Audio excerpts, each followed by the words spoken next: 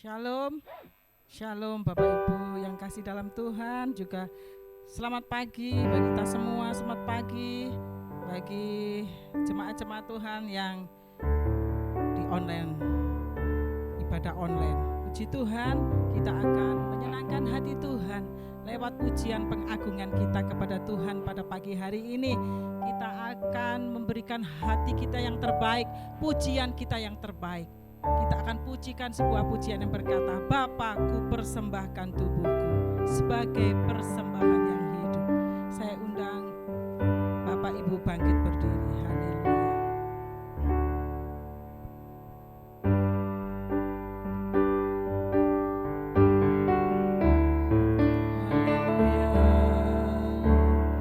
Bapakku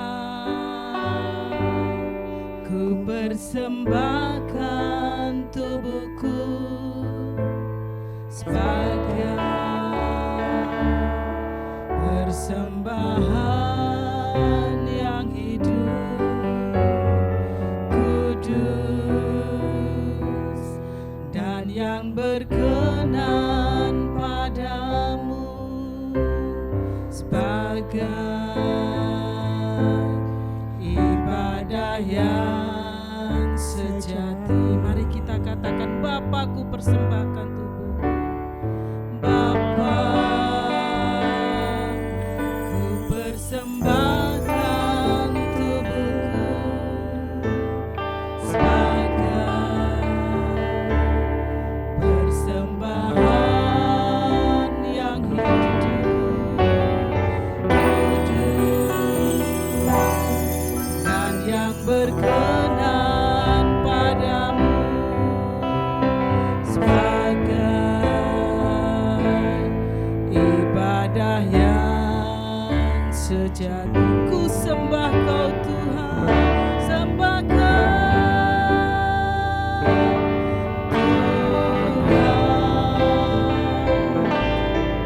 Tuhan, ku sembah Kau Tuhan, ku serahkan hidupku kepadamu untuk kemuliaan namamu. Ku sembah Kau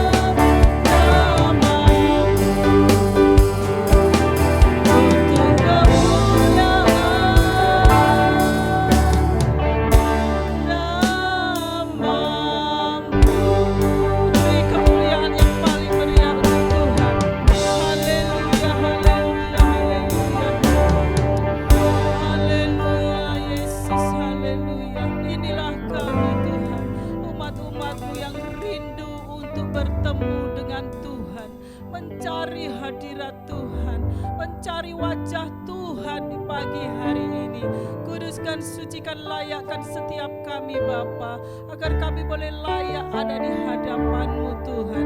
Kami boleh memberanikan diri menghampiri tahta-Mu yang maha kudus dan mulia, untuk menyenangkan hati Tuhan, untuk menaikkan syukur terima kasih kami kepada Tuhan lewat pujian pengagungan. Oh, kami di hadapan-Mu, sempurnakan Tuhan pelayanan kami, sempurnakan ibadah kami pada pagi hari ini. Kami mohon pimpinan-Mu ya Bapa, dari awal pertengahan hingga sampai selesainya. Biarlah Tuhan ibadah kami merupakan ibadah yang sejati, menyenangkan hati-Mu ya Tuhan. Oh, terima kasih Tuhan, kami menyerahkan umat-umat-Mu, kami menyerahkan pelayan-pelayan-Mu Tuhan, untuk kami dapat memberi yang terbaik untuk kemuliaan nama Tuhan. Terima kasih Tuhan, kami serahkan semuanya dalam tangan-Mu. Kami percaya pengampunan-Mu selalu turun atas setiap kami. Ampuni, kuduskan, sucikan, layakkan kami, agar kami layak ada di hadapan-Mu. Kami mengucap syukur Tuhan, kami mau berglori, kami mau bersorak untuk menyenangkan hati Tuhan, dan layakkan setiap kami yang hadir. Terima kasih banyak Bapa, di dalam nama Yesus kami alaskan, mintakan doa sembahyang kami. Haleluya, puji Tuhan, amin. Puji Tuhan, kita akan masuk gerbangnya untuk bersyukur kepada Tuhan dengan penuh dengan pujian.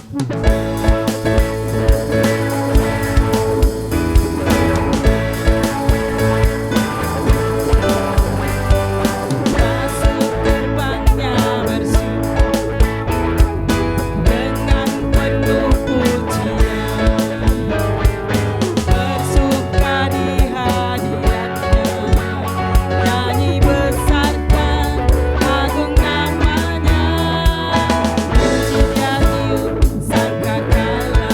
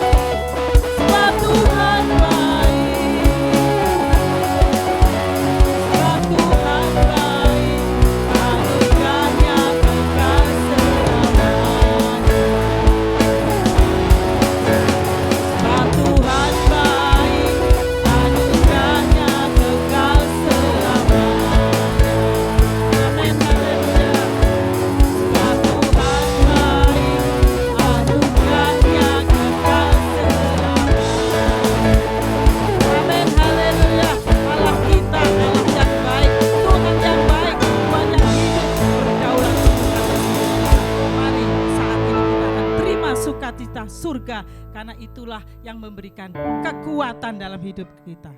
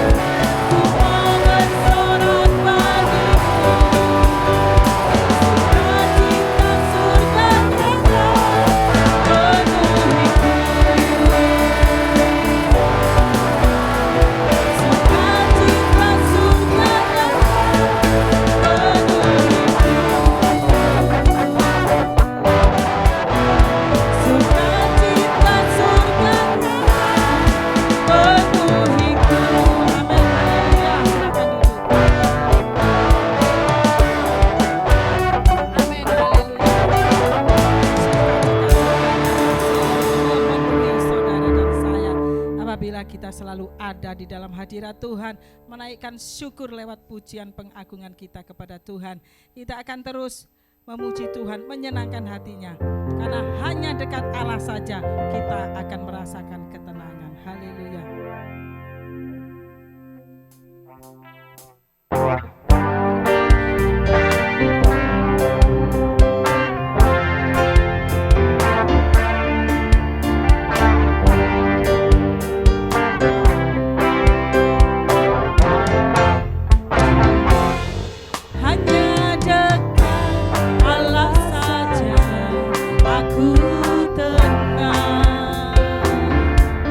Dari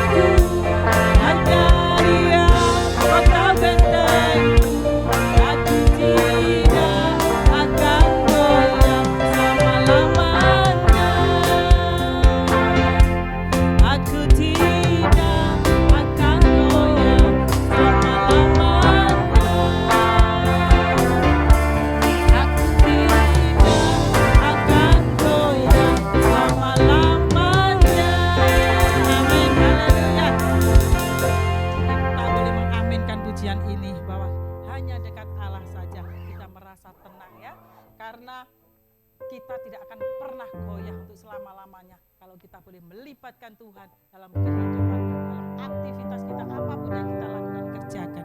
Tuhan Yesus, Tuhan yang baik, Tuhan yang benar, Tuhan yang berkuasa atas hidup saudara dan saya. Kita terus pujikan. Pujilah Tuhanku selama-lamanya. Pujian lama ya Bapak Ibu sekalian, tapi ini boleh memberkati setiap kita yang ada.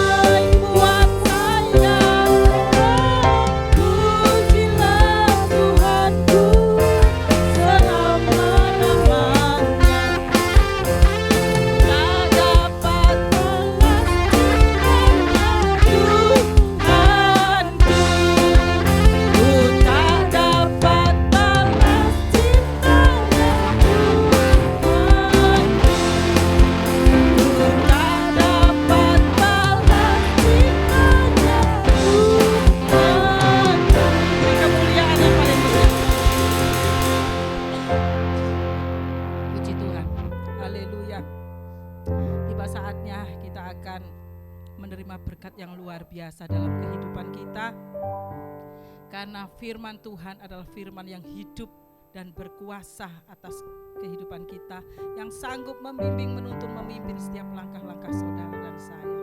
Haleluya. Kita akan pujikan pujian yang berkata bahwa kuasa Tuhan itu nyata di dalam kelemahan kita. Haleluya. Kekuatan Tuhan selalu menopang seluruh kehidupan kita. Amin. Puji Tuhan. Kita akan memuji dengan sungguh-sungguh dan beriman penuh kepada Tuhan. Haleluya.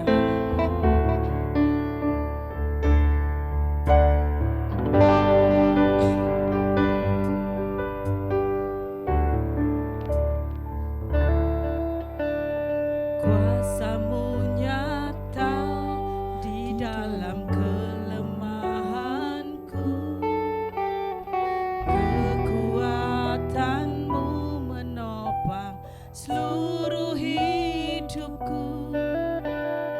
Dari mana datang pertolonganku? Hanya Yesus pertolonganku. Kuasa-Mu nyata.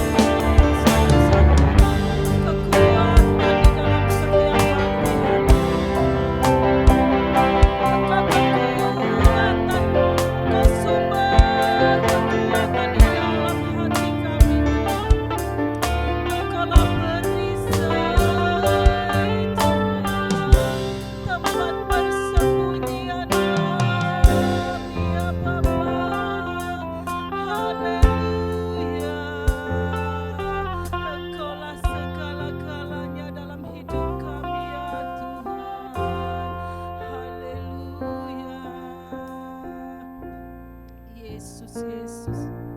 Kami percaya Tuhan, di saat kami lemah, kekuatan-Mu boleh nyata dalam kehidupan kami Tuhan.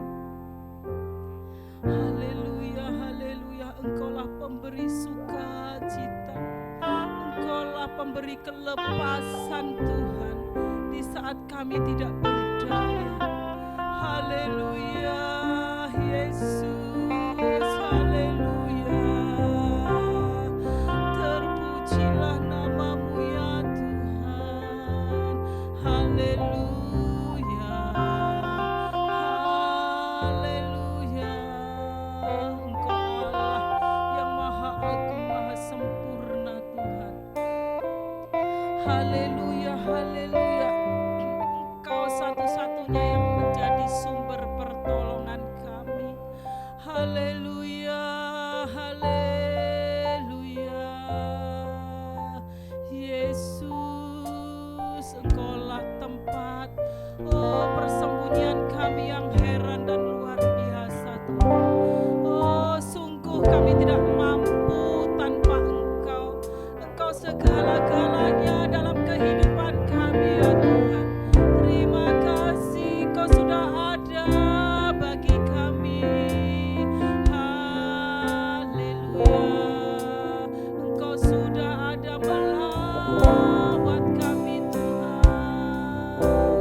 Biarlah Tuhan kuasa firman yang akan kami dengar pada siang hari ini boleh kembali memberi kekuatan baru, memberi penghiburan, memberi Tuhan hikmat yang baru, pengertian-pengertian yang baru, sehingga kami boleh selalu berharap bersandar hanya kepada-Mu ya Tuhan. Haleluya, haleluya. Kuduskan, sucikan, ampuni setiap kami agar kami semua layak untuk menerima berkat firman-Mu yang hidup dan berkuasa. Tuhan, kami percaya firman-Mu itu hidup, firman-Mu itu nyata, dan firman-Mu itu menjadi sumber jawaban dan jalan keluar yang pasti dalam setiap kesesakan, kesulitan, kesukaran yang kami hadapi Tuhan. Biarlah kami selalu menaruh pengharapan kami yang besar kepada-Mu saja, tidak kepada yang lain. Oh Tuhan, pakai hamba-Mu Tuhan untuk menjadi berkat bagi kami semua yang hadir. Tuhan beri hikmat, marifat yang dari sorga, pewahyuan rahasia-rahasia firman-Mu yang lebih dalam lagi, agar setiap firman yang disampaikan itu benar-benar membawa berkah yang luar biasa bagi setiap kami yang ada.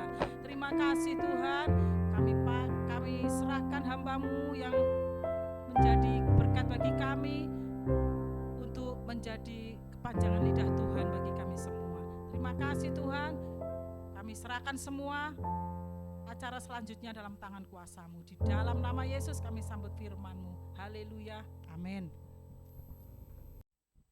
Haleluya, haleluya, puji Tuhan, haleluya, puji Tuhan, haleluya, puji Tuhan. Mari kita beri tepuk tangan buat Tuhan kita. Amin. Saya percaya setiap orang yang datang dan rindu mencari dan menanti-nantikan Tuhan, Tuhan akan memberikan dirinya untuk diperjumpakan dengan kita. Amin. Kalau kita bisa sama-sama beribadah, saya percaya bahwa Tuhan terlebih rindu untuk memulihkan setiap kita.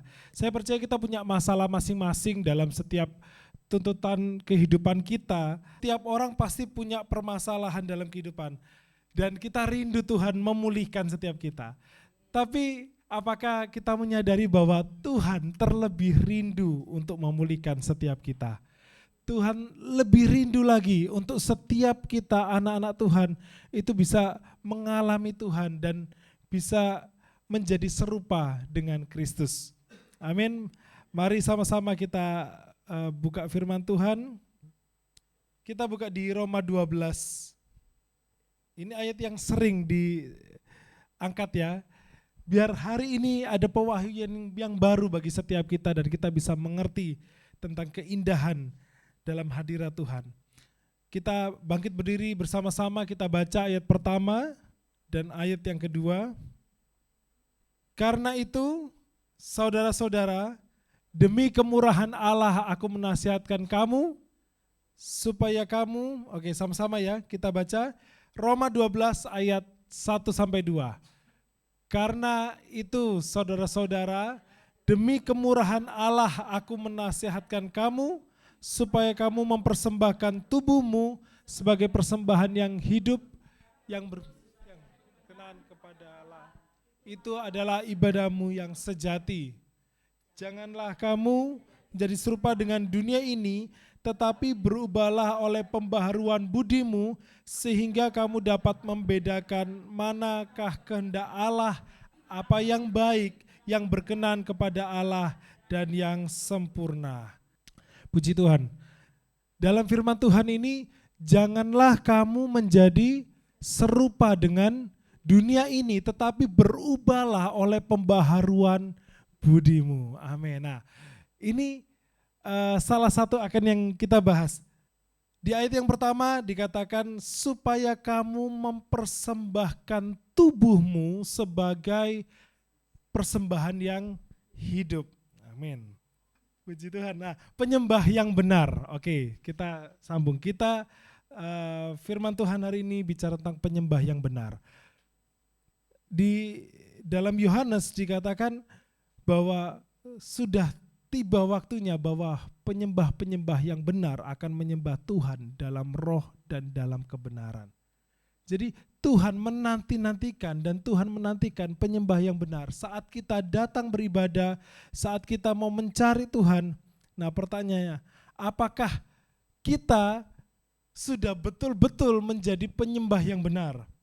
Kita sering mendengar kalimat, mari kita sembah Tuhan, mari kita muliakan Tuhan, mari kita tinggikan Tuhan. Nah, waktu kita dengar kata-kata itu kita sering kali tepuk tangan gitu ya, kalau misalnya aliran kita Pantai Costa gitu ya. Tepuk tangan, wah, keplok-keplok. Nah, keplok-keplok ini apa maksudnya? Kadang kita juga jangan terjadi dalam hal kita bahasanya kayak sindrom latah. Oh, karena yang lain tepuk-tepuk, aku juga tepuk tangan gitu. Waktu ada orang lepasin Doro ini, Doro juga dikeplokin.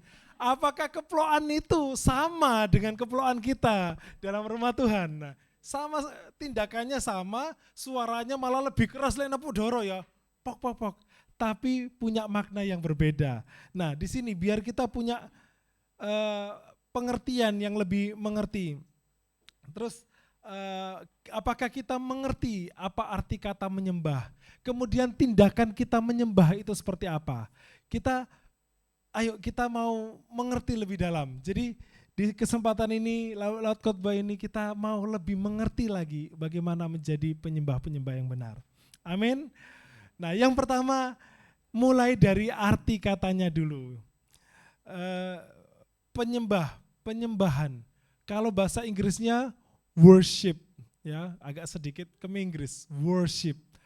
Worship ini dari asal suku kata dari bahasa Inggris kuno, di mana kata-katanya adalah worthy and ship. Jadi worthy, ada yang mulia, ada yang dimuliakan. Jadi waktu kita menyembah, kita menyadari, jadi gini, arti kata menyembah, posisi di mana seseorang menyadari atau mengakui ada sosok yang lebih tinggi, lebih mulia, yang layak untuk terima persembahan. Sehingga kita memuliakan sosok tersebut. Arti menyembah di saat kita menyadari, mengakui ada sosok yang terutama, yang lebih tinggi, nah, dan kita memberikan hidup kita kepadanya. Nah, hakikatnya manusia, dia akan menjadi seorang yang penyembah. Selalu dia akan menjadi seorang penyembah. Jadi kalau seseorang itu memang ditakdirkan dia akan menjadi seorang penyembah. Kalau seseorang itu tidak menyembah Tuhan, maka dia akan menyembah yang lain. Ya, karena memang manusia diciptakan pun demikian. Jadi diciptakan oleh pencipta, ya. Kemudian kita ciptaan. Waktu diciptakan ada yang di atas, ada yang di bawah. Kita adalah ciptaan dari debu dan tanah. Otomatis sesuatu atau benda yang diciptakan itu harus berfaedah bagi yang menciptakan. Nah, waktu kita manusia memilih menyembah bukan Tuhan, berarti kita akan menyembah yang lain. Nah, di sini kalau kita punya sikap yang benar, kita punya pengertian benar, oh hidup kita ini harus, ini ya saya garis bawah, harus menjadi penyembah. Dikatakan Roma 12, penyembah yang benar. Karena ada penyembah yang salah, yang tidak benar. Yaitu apa? Di saat bukan Tuhan yang disembah, tapi oknum yang lain. Saya kasih contoh, binatang ya, binatang yang paling dekat dengan tuannya, kalau saya kasih paling mudah contoh itu anjing. Pernah pelihara anjing atau pernah lihat orang yang punya anjing? Anjing itu yang selalu menanti-nantikan tuannya. Bahkan kaki dari tuannya pun itu sukanya dijilati gitu ya, enggak cuman kaki, semua bagian tubuhnya dijilati. Dia sangat merendah diri dan dia sangat menanti-nantikan tuannya. Setiap kali tuannya mau pulang, dia yang duluan ada di depan rumah. Lebih dulu dari pasangannya gitu. Jadi kalau ini bapak yang bekerja pulang, yang sambut duluan bukan istri di belakang. Yang sambut duluan, kuk ininya, udah rame. Saya dulu punya peliharaan kalau pulang dari sekolah gitu, belum ketemu siapa-siapa, yang saya ketemu ya anjing ini yang memang menanti-nantikan, seolah-olah tidak ada sesuatu yang lain yang dinantikan, hanya tuannya. Nah, saya mau kasih gambaran seperti itu supaya kita melihat, oh jadi si anjing ini memilih untuk menyembah tuannya, untuk mendekatkan diri kepada tuannya, pemilik anjing ini. Karena apa? Karena tahu dikasih makan, dipelihara, tahu gitu. Dia akan datang dan selalu berusaha untuk dekat dengan tuannya. Bahkan ada film yang anjing dari film Jepang itu, di mana tuannya berangkat kerja selalu diiringi terus sampai ke stasiun. Kereta stasiun kan, kemudiannya tuannya pergi, kemudian pulang sore anjingnya itu udah nunggu di stasiun, pulang bareng, terjadi berhari-hari, berbulan-bulan, bertahun-tahun, sampai satu ketika tuannya pergi, anjingnya mengantar ke stasiun, tapi tuannya tidak bisa pulang karena kena serangan, tiba-tiba meninggal di tempat dia kerja, kemudian tidak bisa pulang dan anjing itu tetap menunggu di depan stasiun itu sampai memang tidak didapatkan sama sekali, sampai ada terus itu. Anjingnya ada di situ terus. Nah, lengkap ceritanya bisa nonton sendiri ya. Nah, itu gambaran apa? Makhluk ya, kesetiaannya menanti-nantikan, merindukan. Nah, saat kita menanti-nantikan Tuhan, hanya Tuhan yang menjadi nomor satu dalam kehidupan kita, kita akan punya sikap ini, mencari, menantikan, membuka hati untuk Tuhan. Nah, sebaliknya, kalau hati kita tidak tertambat kepada Tuhan, berarti warning, ada di manakah posisi hati kita? Apa yang sedang kita nanti-nantikan? Apa yang sedang kita cari? Apa yang sedang kita butuhkan dalam hidup? Banyak orang yang tidak memilih kepada Tuhan bisa memilih yang lain. Ada beberapa orang yang lain menyembah pohon. Kepada pohon atau kepada patung dibawa persembahan ya. Persembahan itu ditaruh di atas kepalanya, kemudian berjalan, kemudian sampai berlutut, ini sedemikian rupa, kemudian dipersembahkan. Itu gayanya dia menyembah saat dia mempercayai bahwa si pohon atau patung ini mempunyai kekuatan atau mulia, lebih mulia. Kemudian dia mempersembahkan. Nah, tapi ada juga yang bukan mempersembahkan, menyembah patung atau batu atau pohon dan lain-lain, tapi menyembah yang lain, menyembah uang, di mana uang itu menjadi nomor satu dalam kehidupan, di mana kalau misalnya mendapatkan uang berarti itu dia mendapatkan segalanya, tapi saat kehilangan uang, berapapun itu, dia merasa kehilangan segalanya, bahkan bisa kehilangan sukacita saat ada hal-hal yang kehilangan dari material-material atau yang lain. Ada yang mengagung-agungkan handphone ya. Saya pernah cerita ada merek tertentu yang ternama. Kalau orang bawa itu dia akan selalu menunjukkan kameranya ke sisi belakang. Jadi kalau dia pegang misalnya foto bersama, dia pegang HP-nya di perut gini. Mau dikasih titik 3-nya itu mau ditunjukkan, wah handphoneku ini, atau titik 2-nya gitu. Atau kalau yang paling baru ditunjukkan layarnya gitu ya. kasih nyala layarnya sengaja supaya ada bentuk, oh handphone ini model kayak gini cuman punyanya merek ini gitu. Dimana dia adalah handphone paling mahal, jadi dia mau tunjukkan bahwa handphoneku sudah terbaru. Ada yang sangat mengagungkan demikian kepada barang-barang atau kepada benda. Tapi ada juga yang kepada pasangannya. Kalau belakangan anak muda itu bahasanya bucin gitu ya. Bucin gitu. Kalau nggak deket sama pacarnya gelisah gitu lah. Kalau pacarnya nggak telepon, kok nggak telepon sih gitu ya. Nggak miss call, kalau nggak ada pesannya gitu, kok nggak ada chatnya gitu ya. Pagi ditungguin nggak ada pesannya, siang ditungguin nggak ada, sore gitu. Dikirim pesan, di-read aja nggak dibales, nangis marah-marah gitu ya. Kamu nggak sayang sama aku gitu ya. Kamu nggak lagi cinta aku gitu ya. Nah, terus jadi harapannya adalah kalau pagi dikirim pesan dibalas, pagi ditelepon, siang ditelepon gitu ya, sore ditelepon, malam ditelepon. Nah, pikir iki bukan pulsa aja gitu. Ini lakinya kerja apa enggak ini kok bisa kontak-kontak terus ini. Bahaya nih, tahu-tahu pengangguran ini tapi ngakunya pekerja. Nah, jadi hati-hati ya kalau misalnya punya pasangan cewek-cewek gitu ya. Ini senantiasa rajin balas gitu, nggak bisa kalau nggak balas, selalu kirim-kirim pesan. Wah, hati-hati nih, nganggur iki moro-moro. Nah, jadi berjaga-jagalah. Indikatornya di situ ya. Oke. Ada yang ditaruh, hal yang dimuliakan adalah cinta. Membutuhkan cinta. Bahkan belakangan ini ya, di usia saya, di pekerjaan saya, mulai mendengar ada orang-orang yang tanda kutip demi cinta gitu ya. Demi cinta dia rela melakukan segalanya. Berita yang terbaru, ada satu sosok yang ingin menggantikan tahanan yang divonis mati untuk lebih baik dia saja yang divonis mati, jangan yang ini. Ini sungguhan ini. Jadi ada cinta yang saya enggak apa-apa untuk jadi yang kedua dan rela menggantikan hukuman mati gitu. Ya Tuhan gitu ya. Ya oke lah, itu pahamannya dia. Tapi yang kita tahu, orang yang rela mati gantikan nyawanya ganti yang lain, itu hanya Tuhan Yesus. Yang dengan tulus sungguh-sungguh mempersembahkan hidupnya. Nah, kenapa kita harus menjadi penyembahnya Tuhan? Nah, pertanyaan kenapa? Karena kita harus menyadari, di Kejadian dicatat bahwa kita ini buatan Allah, kita diciptakan oleh Allah untuk memuliakan Allah. Kalau kita tidak sadar keberadaan ini, kita bukan mencari Tuhan dan mencari yang lain, itu membuat Tuhan menjadi cemburu. Jangan ada Allah lain di hadapanmu. Biarlah Tuhan menjadi nomor satu dalam kehidupan kita.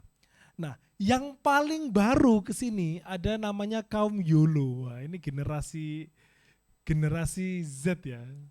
Z ke bawah, ini kaum YOLO. Mereka menyadari bahwa hidup ini cuma satu kali saja. Wah, sepadan ya dengan firman Tuhan ya.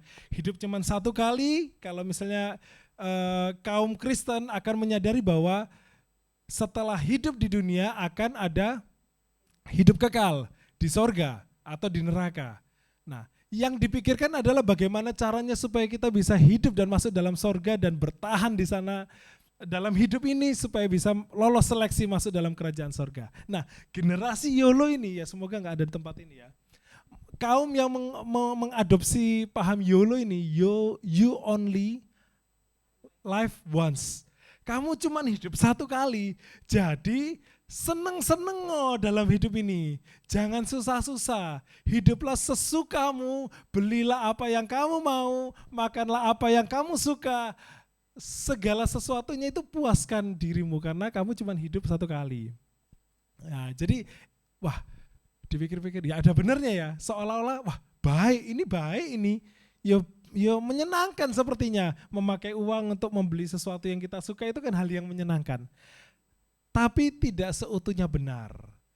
Ya, tidak seutuhnya benar karena kita harus bertanggung jawab apa yang kita lakukan di dunia ini, bertanggung jawab kita kepada kekekalan nanti. Nah, bicara tentang penyembahan, nah, generasi ini yang menjadi Tuhan bukan lagi orang lain atau sosok-sosok yang lain, tapi yang menjadi Tuhan dalam hidupnya adalah dirinya sendiri. mereka mulai rela menghabiskan belasan juta hanya untuk sepatu. Ya, sepatu ini saya lihat bukan di cewek ya, tapi di cowok. Di cowok. Ada cuplikan Gojek gitu ya, Gojek. Dia profesinya bukan profesi yang unggulan ceritanya gitu ya, profesi yang umum, tapi sepatunya gitu loh, harganya bukan lagi belasan gitu ya, sudah puluhan juta, mencapai ke 24-20 juta gitu. Hah, sepatu tok 20 juta, puji Tuhan, bisa DP motor, udah bisa beli motor bahkan ya kalau sudah segitu. Jadi ada yang rela kerja totalitas, banting tulang untuk beli material yang sebenarnya nggak usah sampai segitu itu ya bisa. Hanya ditambahkan rasa syukur cukup. Nah, bagi orang-orang yang demikian, mereka mengalami distraksi, bukan lagi Tuhan yang menjadi utama dalam hidupnya, tapi dirinya, penampilan. Saat penampilannya menjadi lebih elok dipandang orang lain lihat, wah orang ini ganteng, orang ini ayu, gara-gara pakai sepatu. Lek nggak pakai sepatu, ayunya hilang, gantengnya hilang nggak? Gantengnya berkurang gitu ya. Termasuk kaum Hawa gitu ya. Ini beredar di sekitar 10 tahun yang lalu. 10 tahun yang lalu. Saya dapat tips seperti ini.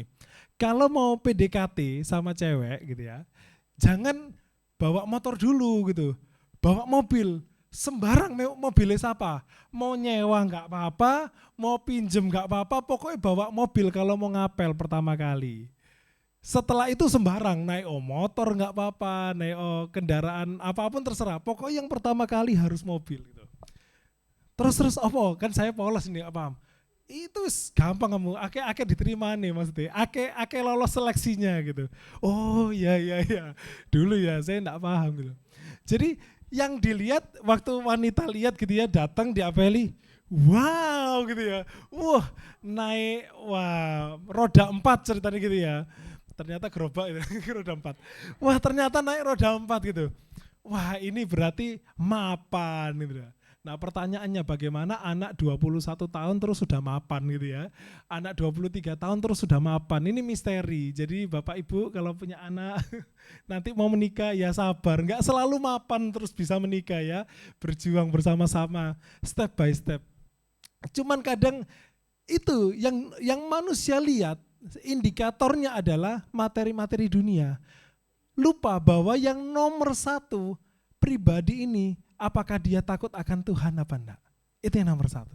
Kalau cari pasangan hidup, jangan lihat kendaraannya apa, lihat doanya bagaimana, gerejanya bagaimana, pelayanannya bagaimana. Itu dulu yang dilihat, baru yang lain. Amin. Amin.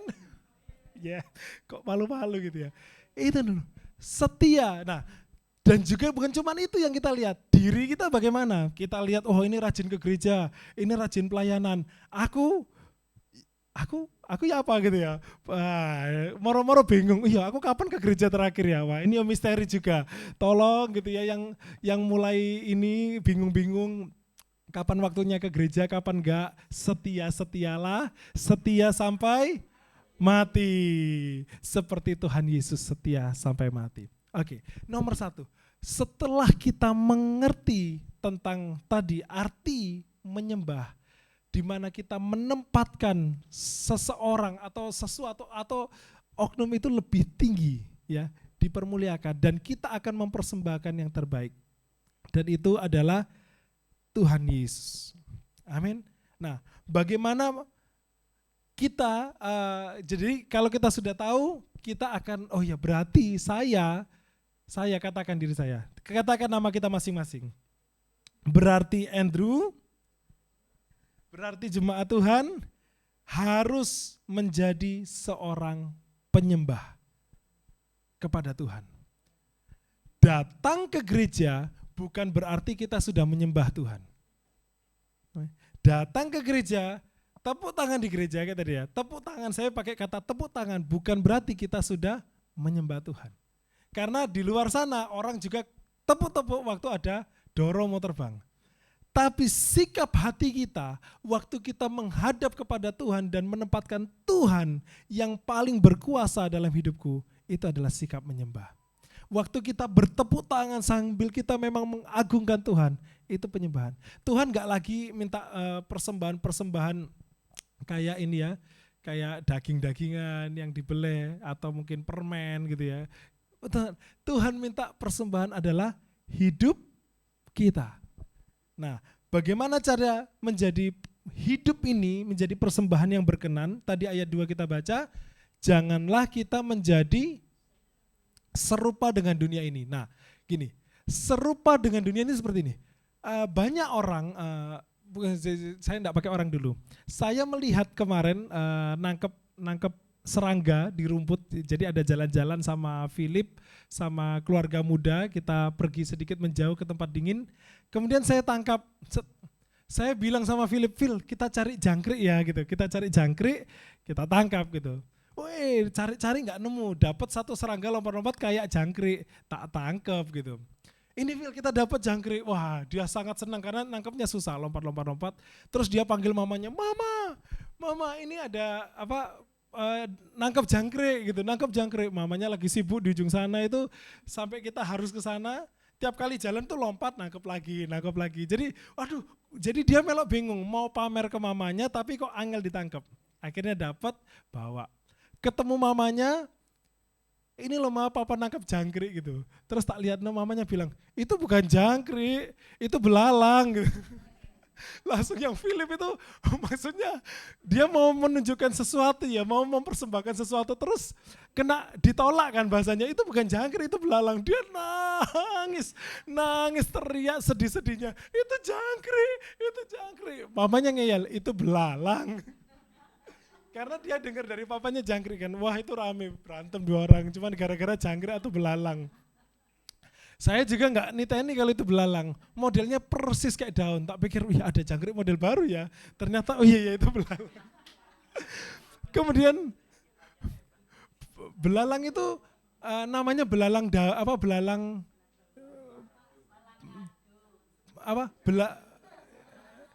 bukan. Dia itu modelnya persis kayak rumput gajah itu, persis. Jadi dia samar, jadi kita nggak samar sekali. Dia modelnya kayak daun, lancip juga. Saya tangkap, bukan belalang walang kekek yang terbang jadi sepeda motor itu bukan. Kayak apa? Iya belalang tempur ada kan itu ya, belalang tempur.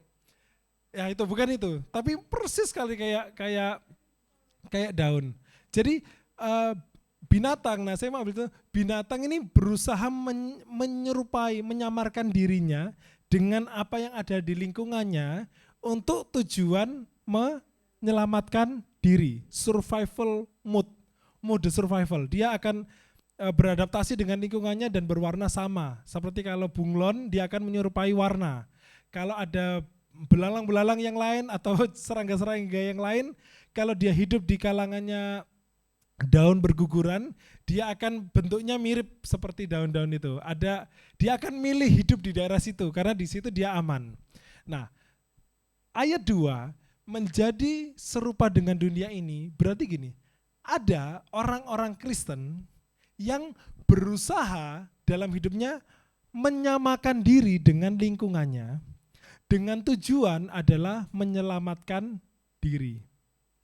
Paling gampang, kita pergi makan-makan di salah satu tempat makan, entahkah Pujasera atau puja-puja yang lain, kemudian setelah makanan datang, orang Kristen akan melakukan apa? Berdoa. Tetapi setelah dilihat kanan dan dilihat kiri, banyak orang dan tanda-tandanya bukan seiman dengan kita. Kita mau doa, biasanya doa sama-sama dengan suara, kemudian mulai doa masing-masing ya gitu. Atau mungkin nggak ngomong langsung makan. Kayak nggak kepingin kalau kelihatan kita ini Kristen. Pernah mengalami itu di masa-masa yang lalu? Kayak izin kalau aku ini Kristen. Izin kalau aku ini berdoa. Yang lain itu nggak berdoa, terus kita berdoa. Nah, ini mulai menjadi serupa. Jadi menyamarkan diri. Tujuannya hanya menyelamatkan diri kadang. Di tempat-tempat yang lain bahkan cara menyamakan diri. Jadi gini, kalau ada anak Kristen yang baik-baik gitu ya, anak sekolah minggu yang baik-baik, kemudian masuk sekolah misalnya sudah SD masih aman, SMP atau SMA, tiba-tiba lingkungan itu arek-arek pada miso-miso.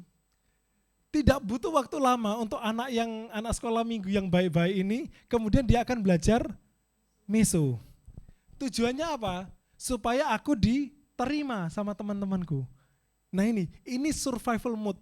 Karena dipikirnya kalau kata-katanya sama dengan lingkungannya, maka dia tidak ditolak dalam lingkungan itu. Pernah mengalami demikian anak-anak muda? Wah. Kalau yang teman-teman lain pakai apa? Nah, kalau sekarang ini mulai, aku agak geli. Anak-anak SMA itu pernah ya sempat mulai pakai aki-aki. Pernah tahu enggak? Anak SMA gitu ya. Lah ngapain gitu ya? Anak SMA, anak kuliah aki, enggak cocok gitu. Bapak-bapak aja enggak apa-apa. Tapi karena dia hidup di lingkungan tersebut, dia mulai akhirnya melok-melok. Ada satu kisah, salah satu ini ya, orang pasien saya kenal, masih muda, lebih muda waktu itu sekitar umur-umur kuliah gitu ya, kuliah awal. Sudah pakai aki. Waktu itu mau operasi gigi gitu. Saya operasi gigi terus terjadi kejanggalan karena harusnya sudah bisa dikeluarkan dan nggak sakit tuh. Saya kayak curiga aja, Mas bisa nggak akinya dilepas gitu? Akinya dilepas bisa nggak? Oh nggak bisa dok. Loh, kenapa? Saya udah dalam hati itu pikir loh kenapa nggak bisa dilepas? Tapi sudah punya jawaban sendiri. Oh aki ini ada kuasa-kuasa gelap. Ada diakui bahwa akinya ini punya kuasa gitu ya. Tapi memang ada kuasanya tapi terbatas ya dalam orang ini aja. Akhirnya gigi harus dicabut paksa. Akhirnya bisa berhasil lepas. Saya juga doa Tuhan, kuasa Tuhan lebih besar dari apapun. Akhirnya bisa teratasi masalahnya. Dan ini nggak cuma satu kasus, ini saya bawa ke teman-teman dokter gigi yang lain. Ada orang yang memang bercerita, oh ya memang di daerah-daerah tertentu banyak yang seperti itu. Nah, jadi sosok yang muda ini saat dia masuk dalam satu komunitas lingkungan, memang ini ya tugasnya memang mengamankan masyarakat.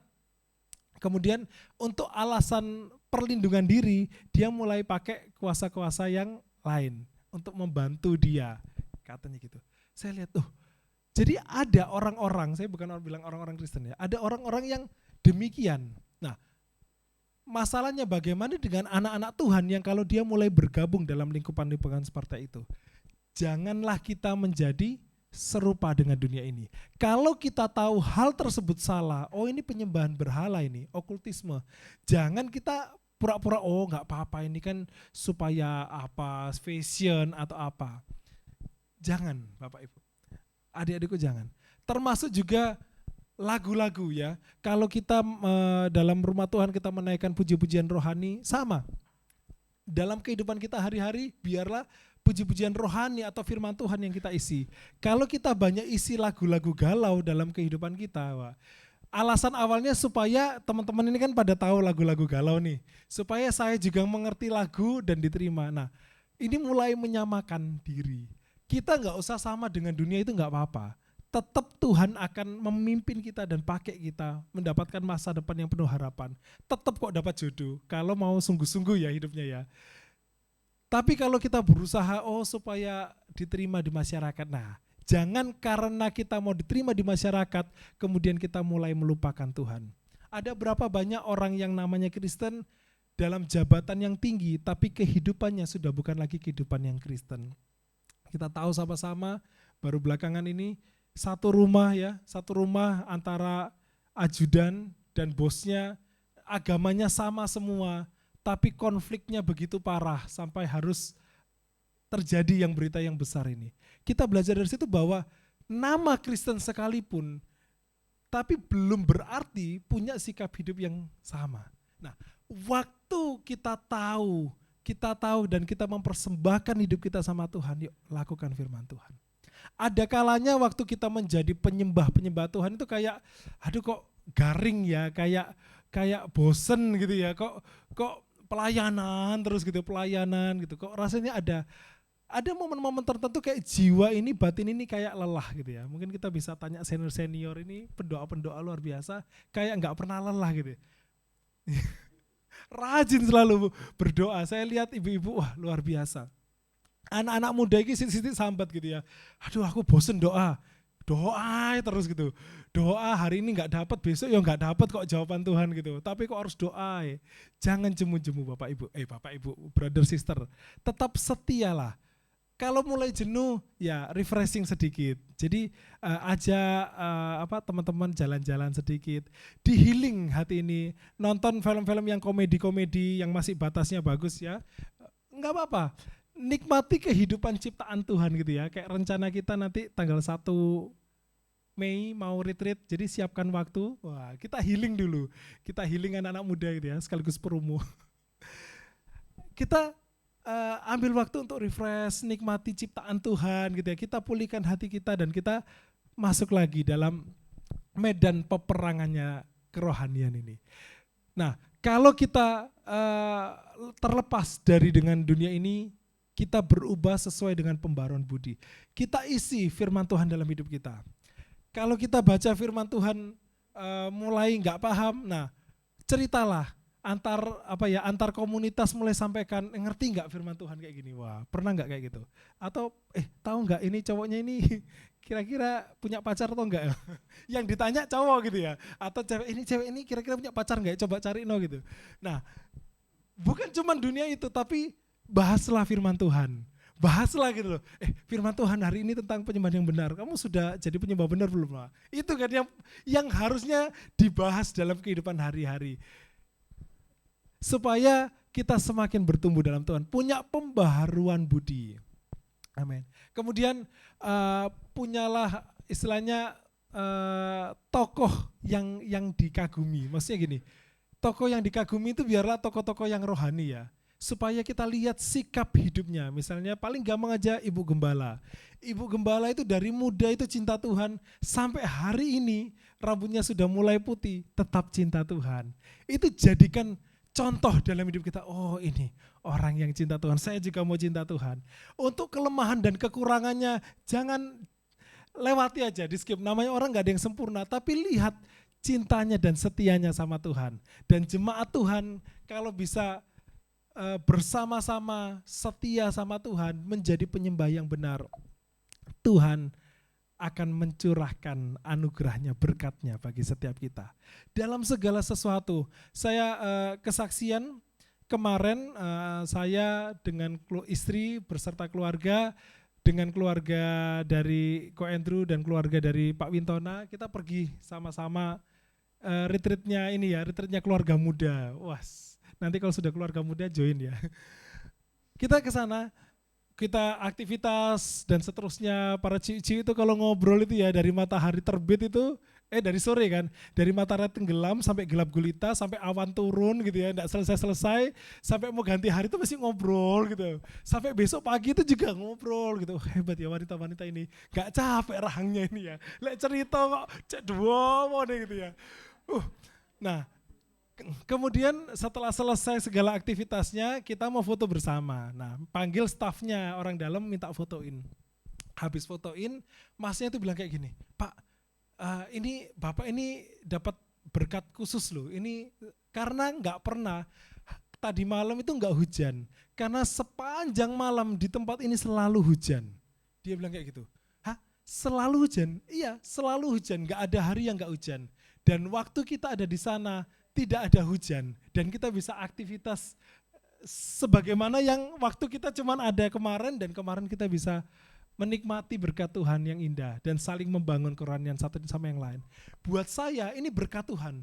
Sampai kita selesai semua, kita masuk ke dalam mobil dan kita mau pulang gitu ya. Sempat kita jajan dulu lah, cari pemandangan yang bagus, kita jajan. Selesai kita pulang.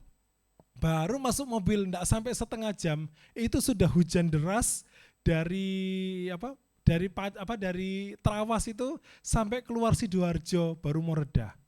Malamnya Surabaya hujan, sampai anak-anak pulangnya malam, Pak jadi kehujanan kemarin. Sampai maksudnya gini, sudah acara selesai semua, hujannya baru datang.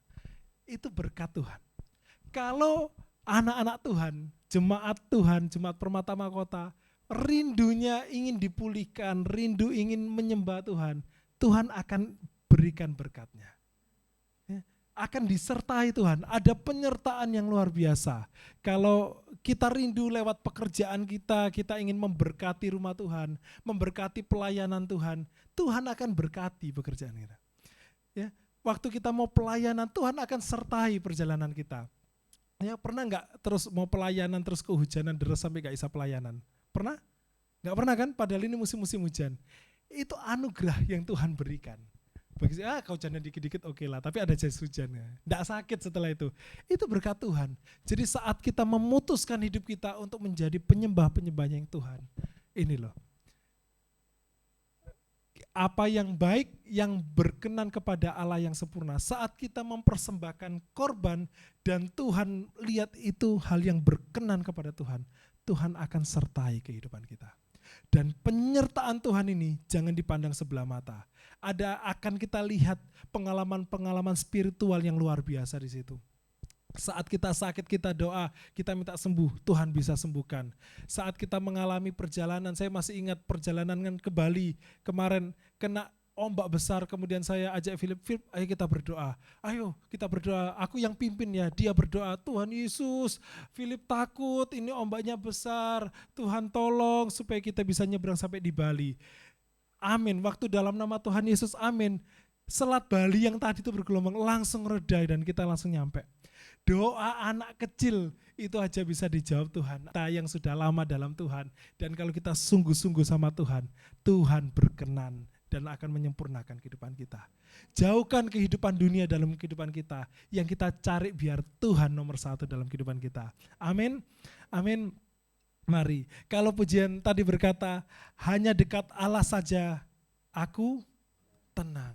Daripadanya lah keselamatanku, hanya Dia gunung batuku, hanya Dia kota bentengku, aku tidak akan goyah selama-lamanya. Tidak akan ada hal jahat yang terjadi dalam kehidupan kita yang membuat kita sampai jatuh dan kita lemah dan tidak bisa apa-apa.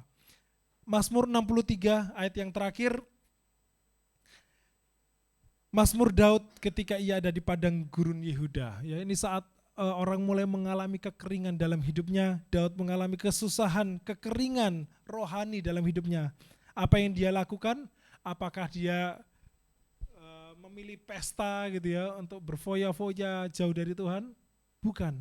Tapi yang dia lakukan adalah dia berdoa dan menyembah Tuhan.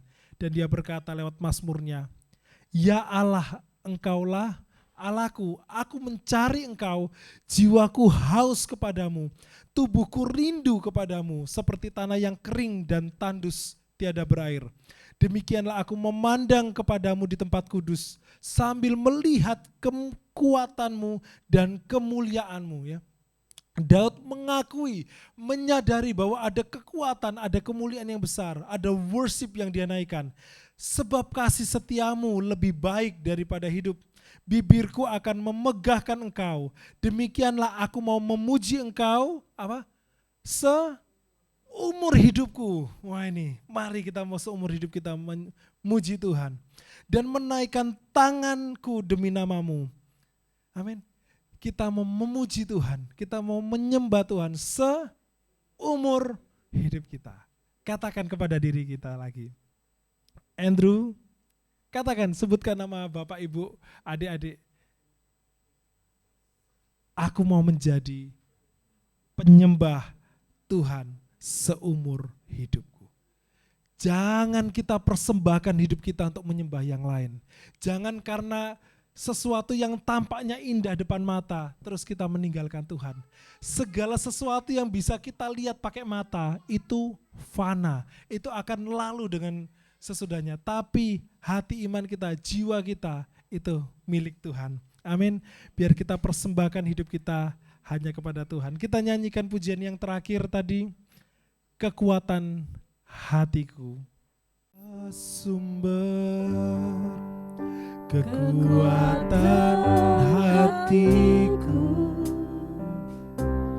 tempat persembunyianku. Amin. Engkau penolong di saat susahku, tempat perlindungan